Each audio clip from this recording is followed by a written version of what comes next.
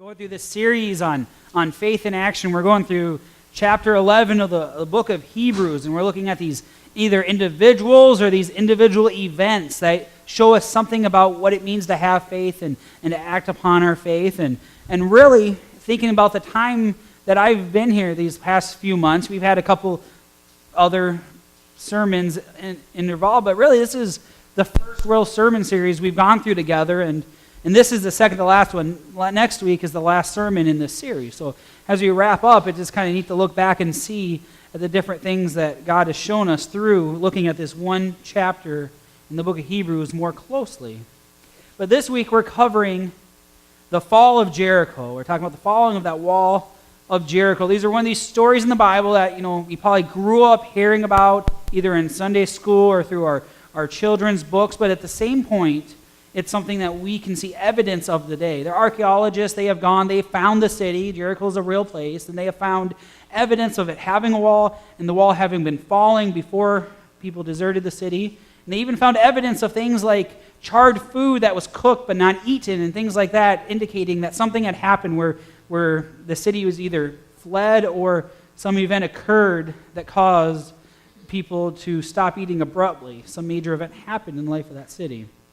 And just as last week when we talked about the parting of the Red Sea and how Hebrews 11 doesn't really go into a deep explanation of the event, but then assumes that the reader would know about the event from the Old Testament scriptures, we have the same thing here. This accounts in 11:30. By faith, the walls of Jericho fell down after they had been encircled for 7 days. And then really the Old Testament account of this can be found in the book of Joshua, chapter 6. If you wish to follow along in your pew Bibles, you can find that on page 181. Starting in verse 1 now. Now Jericho was shut up inside and outside, because the people of Israel, none went out and none came in. And the Lord said to Joshua, "See, I have given Jericho into your hand, with its king and mighty men of valor." We see the gates of Jericho, they were shut up, and that was common. They were in a time of war. They were in a time of conflict. The emphasis on the city being shut up could mean, or could go along to explain, that the inhabitants were not going to be taken by surprise. They knew that the Israelites were there, and they were not going to be taken over because of some surprise or some action, because they were keeping careful watch. It meant that really the only way to take the city then, since you can't take it by surprise, is through some act of force. Now the name of Jericho itself, scholars think it meant Moon City. Moon City. It's kind of an interesting name, but what we know about Jericho now is that it was a center for this pagan act of worshiping the moon. So there was a group of moon worshipers in that area, and their center was Jericho. Now that might go a little bit to explain why God did call for its total destruction, that it did have these individuals who were worshiping the moon at that place. But as we're looking at this first couple of verses, I find verse 2 rather interesting. It says, "See, I have given Jericho into your hand." This is an interesting choice of words, because you think about what's happened so far. The Israelites are near Jericho. They see the city, but they also see that it has these great big walls and it has these gates that are shut. So what Joshua sees at the time, he sees a well-protected city, but yet God's telling him that he's given it into his hands. God goes even a step further. He matches this peculiar statement with an even more unusual means on how he is going to deliver victory into the hands of the Israelites. He says this, he says, "You shall march around the city, all the men of war going against the city once. Thus shall you do for 6 days. 7 priests shall bear 7 trumpets of ram's horns before the ark. On the 7th day you shall march around the city 7 times, and the priests shall blow the trumpets. And when they make a long blast with the ram's horn, when you hear the sound of the trumpet, then all the people shall shout with a great shout, and the wall of the city will fall down flat, and the people shall go up, everyone straight before him." We see God's promise of victory was sure to give hope to the Israelites, yet at the same time his unorthodox tactics of assuring them victory, of confronting Jericho, may have instead caused doubt in the minds of some of the Israelites. God orders them to circle the city once a day for 6 days, and then on the 7th day, they are to circle the city 7 times. If we were to really look at this or dig a little deeper into what this meant, we can see that there were some flaws with this plan if we're looking at it just from human standards. During the 6 days, the Israelites, they were walking around the city, they were making themselves extremely vulnerable. I'm going to pick on you this morning. I'm going to stand up. All right, during Bible camp, I remember we would do trust fall stuff like that. I'm not going to do a trust fall because I don't want to be that guy that does it. But if I was spotting Rich, say Rich is climbing a pole or something, and I was spotting him, there are 2 examples of how to do it, one correctly and one incorrectly. You're supposed to use spoons, not forks. If I was spotting Rich with my hands like this, if he were to fall, there's a chance that I could break my fingers. But if I have my fingers together, they are much stronger. He cannot hurt me. Well, maybe he could. Thank you. The point being that there's something about strength in numbers that when we isolate, when my fingers are isolated from one another, they're not as strong, they're not as useful as when we are together. That same is true for different military tactics as well. And sorry, you sit in front, so I get to pick on you, but for military tactics, you think as they're in these long lines around the city, if the inhabitants of Jericho were to come out and to attack, they wouldn't have to attack everyone at once. They could pick on just a couple at a time, and then by the time the rest have been there, their friends are already defeated. So by marching around these cities in these long lines, we see the people of Israel are making themselves extremely vulnerable to attack. And if Jericho were to attack, likely it would be a quick victory for Jericho. Now, you got to wonder what the inhabitants of Jericho were thinking at this time, because they saw this opportunity, and what must have seemed like a silly display of march around their city, because what good's that going to do? But nonetheless, they did not attack the Israelites. Maybe they thought it was some ploy to lure them outside the walls, a trap, Show weakness, you come out, and then there's somebody else there. I don't know. Maybe they also just felt safe. Maybe they felt so safe inside their city walls that they figured they could march around and do whatever they want. You can't touch us. We got these huge walls. We're good. Then additionally, this is the part that gets me. On that 7th day, the day of the attack, they were supposed to walk around the wall 7 times. This isn't like walking around the church. This is the city of Jericho. They're going to walk around 7 times. And we're trying to make sense of this, that before they attack, before this time, they're going to walk around sometimes, and they're going to get tired. They're going to get fatigued. They're putting themselves at an additional disadvantage by getting fatigued before this even happens. Now, how does that make sense in the grand scheme of this battle plan or what's going on? Really, if you think about it, I think the only correct answer we have here is it doesn't have to make sense. That we have seen this in this series on faith we've been doing time and time again. We see this recurring theme that God will at times call us to do things that defy what we consider to be the logical choice. This doesn't mean that we need to be uneducated or that Christianity is at war at science or any crazy thing like that. But what it does mean is that we are to trust God above all else, even some of our own life experiences. So we see here God, he told the Israelites to march around the city 7 times with their only knowledge that this would actually work, that they would actually defeat Jericho by doing this, was that it was God who had promised that it would. And this is how Joshua, their leader, this is how he responded to God's command. He says, "So Joshua the son of Nun called the priests and said to them, 'Take up the ark of the covenant, and let 7 priests bear 7 trumpets of ram's horns before the ark of the Lord.' And he said to the people, 'Go forward, march around the city, and let the armed men pass on before the ark of the Lord.' And just as Joshua had commanded the people, the 7 priests bearing the 7 trumpets of ram's horns before the Lord went forward, blowing the trumpets, with the ark of the covenant of the Lord following them. The armed men were walking before the priests, who were blowing the trumpets, and the rear guard was walking after the ark, while the trumpets blew continually. But Joshua commanded the people, 'You shall not shout or make your voice heard, neither shall any word go out of your mouth until the day I tell you to shout. Then you shall shout.' So he caused the ark of the Lord to circle the city, going about it once, and they came into the camp and spent the night in the camp. We see that Joshua followed God's instructions, that he walked around the city just as God had described to him. And as they did so, they carried the Ark of the Covenant with them. Now, you might remember the Ark of the Covenant. It's what the Israelites had, and they believed the very presence of God was present in that ark. So they believed as they were walking around the city, they weren't going alone, that God was very actively present with them during this time. Then Joshua rose in the morning, and the priests took up the ark of the Lord, and the 7 priests bearing the 7 trumpets of ram's horns before the ark of the Lord walked on, and they blew the trumpets continually, and the armed men were walking before them, and the rear guard was walking after the ark of the Lord, while the trumpets blew continually. And the second day they marched around the city once and returned into camp. So they did this for 6 days. We see Joshua and the Israelites rose early again, and they did as the Lord requested.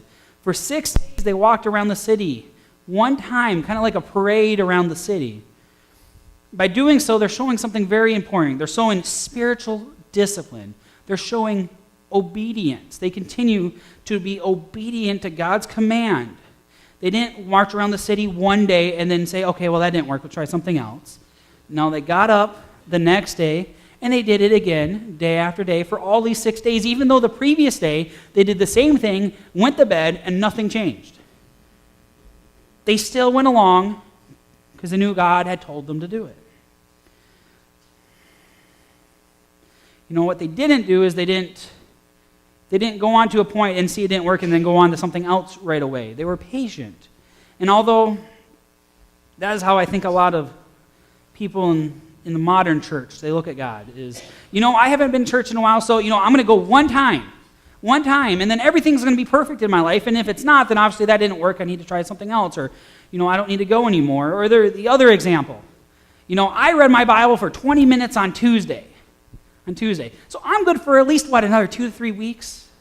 And I tried it one time, and we'll see how this goes. Problem is, maybe 20 minutes every few weeks is more than some people are reading their Bible, because that's something that people don't do like they used to anymore. But in the series, what we have seen is how great things can happen when people are obedient to God, even if those things don't occur right away.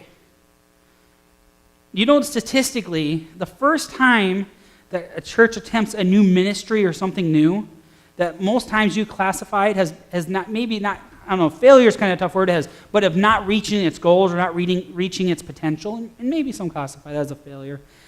Most times when we try something new, it's not going to necessarily go according to plan, but that doesn't mean that we should just give up and just, scrap that and not try to find new and creative ways to share the gospel with those around us.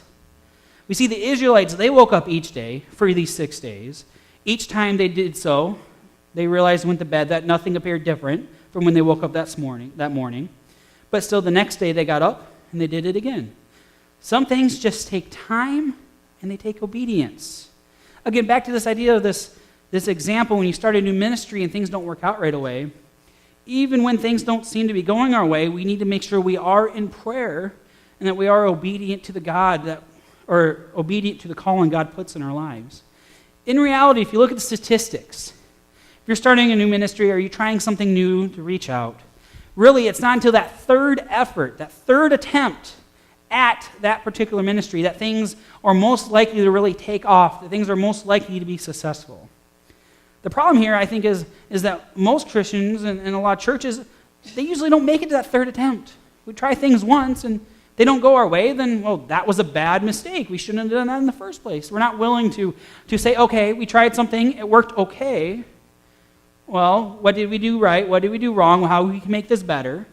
We need to give time for ourselves to adapt, time for the community to adapt, and go on from there. But a lot of times we don't see that happening with ministries and things in the life of the church. Because what we realize is we have a limited time frame, and we're willing to try things once. But to adapt it and try it again, that takes more time. And the third time, are you kidding me? That's a lot of time out of my schedule, and I'm a busy guy. But no, we try to force things of God to fit into our already busy schedules instead of allowing God to work His calling and let that dictate what goes into our schedule, what goes into our time. even to the point where we're willing to try things over and over and be obedient over and over again. But we see the Israelites, they were obedient over and over again for these 6 days. They were. And then the 7th day came. On the 7th day, they rose early at the dawn of day and marched around the city in the same manner 7 times. It was only on that day that they marched around the city 7 times. And at the 7th time, when the priest had blown the trumpets, Joshua said to the people, "Shout, for the Lord has given you the city. And the city and all that is within it shall be devoted to the Lord for destruction. Only Rahab the prostitute and all who are with her in her house shall live, because she hid the messengers whom we sent. But you keep yourselves from the things devoted to destruction, lest when you are devoted them, you take any of the devoted things and make the camp of Israel a thing for destruction and bring trouble upon it. But all silver and gold and every vessel of bronze and iron are holy to the Lord. They shall go into the treasury of the Lord." So on the 7th day, we see the Israelites, they are continuing to be obedient to what God has told them to do. And they march around the city. They march around it 7 times, probably getting pretty tired in the process. After that, after they made it around for that 7th time, we see that these priests blow their trumpets. Joshua gives his battle cry or his battle speech. Here, Joshua, he reminds the Israelites that the city was devoted for destruction, meaning that God has cast judgment upon this city, and everything in it must be destroyed. This command was unique of these conquests of the Promised Land, in that, if we think back over some of these weeks, we talked a little bit about this journey into the Promised Land. We talked about Abraham, he promised this land. Well, now, Joshua and the Israelites, they are in the Promised Land taking this land from the Canaanites. And most of the cities they come across, they conquer, and then they keep. They live in them. There's good houses, there's cattle, there's land. They keep these things, but instead, this first one, Jericho, they don't. They destroy everything. And in a way, this command to destroy the city, it was a testing of God's people. As they could have been tempted not to follow this command, but instead to keep the city and the nice homes and everything there, or even just the gold and the valuables for themselves. But we see this repeatedly in Scripture, that God proves his might, his strength, through some miraculous act. He does something great in the midst of his people. And at the same time, he tests his people as well. And again, time and time again, his people don't really always come through the way we should. If we were to keep reading past chapter 6 into chapter 7, we see not everyone followed the right instruction. Not everyone passed this test and did as they were supposed to. But we should also know that along with judgment comes grace. The Israelites were commanded not to harm Rahab and her family. Joshua makes sure that the promise made by these 2 spies who had gone into Jericho previously and then were given shelter by Rahab was upheld, that they promised that when they came and the city was destroyed, that they would be safe. Joshua's speech here, it's meant to remind the Israelites of God's instructions before this battle takes place, especially verse 18, which is talking about this warning for Israel not to fall into the same judgment as Jericho. But now, after 7 days of walking, this pivotal moment has arrived. So the people shouted and the trumpets were blown. As soon as the people heard the sound of the trumpet, the people shouted a great shout, and the wall fell down flat, so that the people went up into the city, every man straight before him, and they captured the city. Meaning they were circled around the city. If everyone walks straight to the city, it means they're in a circle around it. Then they devoted all the city to destruction, both men and women, young and old, oxen, sheep, and donkeys, with the edge of the sword. But to the 2 men who had spied out the land, Joshua said, "Go into the prostitute's house and bring out from there the woman and all who belong to her, as you swore to her." So the young men who had been spies went in and brought out Rahab and her father and mother and brothers and all who belonged to her. And they brought all of her relatives and put them outside the camp of Israel. And they burned the city with fire and everything in it. Only the silver and gold and the vessels of bronze and iron they put into the treasury of the house of the Lord. But Rahab the prostitute and her father's household and all who belonged to her, Joshua saved alive.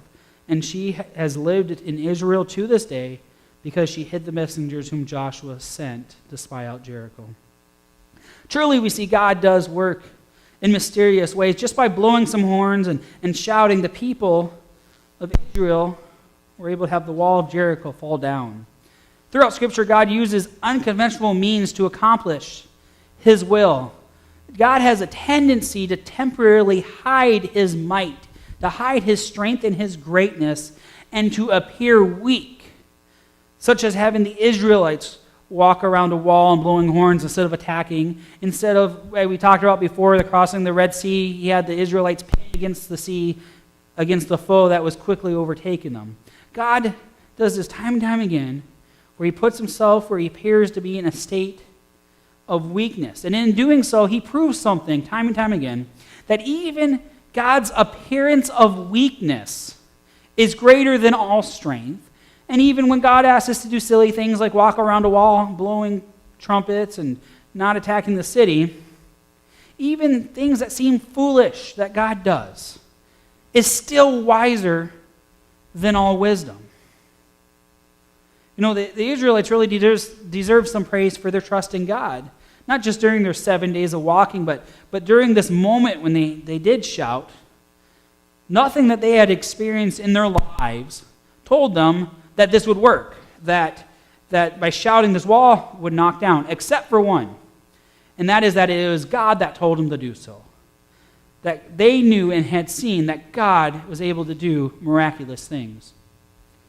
You know, a number of years ago, I watched a show. I think it was on either Discovery, History Channel, one of these. And what they do is they took some of these stories from the Old Testament, and they were testing to see, you know, could these things happen scientifically and whatnot. And what they did is they built a brick wall, and they put it in a lab, and they took a speaker, and they tried different frequencies and levels of sound. And what they found is with the right level and frequency of sound, they could, in fact, shake and even knock down a brick wall. Well, we know that the wall that they knocked down in the lab, it wasn't as thick as the wall of Jericho, but it was also made of a lot stronger materials. The city of Jericho was actually protected by two walls, an outer wall and an inside wall. This is pretty normal, because you think of war and conflict, you have just the one outside wall, someone gets over the wall, they're in the city. If you have two walls, they somehow get over the first wall, they still have a whole nother wall, and they don't have their ladder or whatever they had the first time. So it's pretty common to have two walls around a city, and that's what they had. They're 15 feet apart. These walls are about 30 feet high. That's a pretty high wall, especially considering what they had to try to take over the wall in that day. The interior wall, the inside wall, the inner wall was about 6 foot thick, and the outer wall was about 12 foot thick. So these are pretty thick walls. And although these are pretty massive, there's something we should point out in that these walls had a weakness.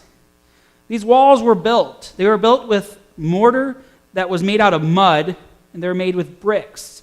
So obviously, this group in the lab, they used, good brick wall that's very strong, but it was known that these walls had weak foundations because their mortar was made out of mud, and it wasn't as strong and sturdy, and that's probably why the walls were so thick to try to compensate for some of that weakness.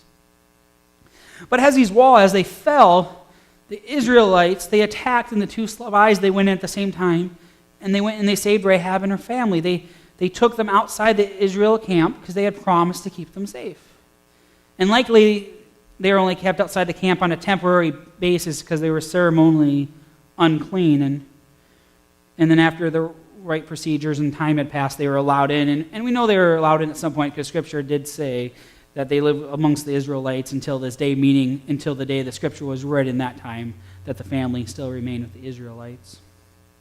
But we see here that God kept his promise, and the city of Jericho was delivered into the hand of the Israelites. And then after this had happened, Joshua, he spoke to the people. He says this, he says, Joshua laid an oath on them at that time, saying, "Cursed before the Lord will be the man who rises up and rebuilds this city. At the cost of his firstborn shall he lay its foundation. At the cost of his youngest son shall he set up its gates." So the Lord was with Joshua, and his fame was in all the land.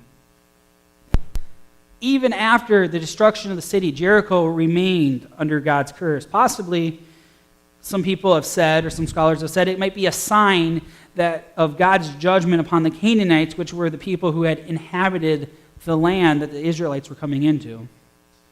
Joshua gives a warning that is to last through the generations, that Jericho has been conquered by God's divine power, and its ruins were a reminder of that. So to rebuild the city would be to cover up this miraculous thing that God has done.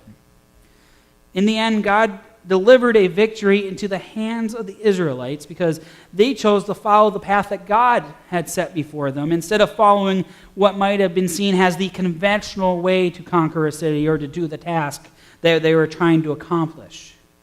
What we could take from this morning's passage is that God accomplishes great things when his people are obedient to him. Now, there are numerous things that we can do to prevent ourselves from achieving the things that God has in store for us. It could be a lack of trust or a lack of faith. Sometimes we just need to be willing to admit that we do need God's help and we can't do it on our own. And sometimes the biggest obstacle in our lives is just our own stubbornness, that we're not willing to admit that we need God. We're not willing to try something again when it didn't work out the first time.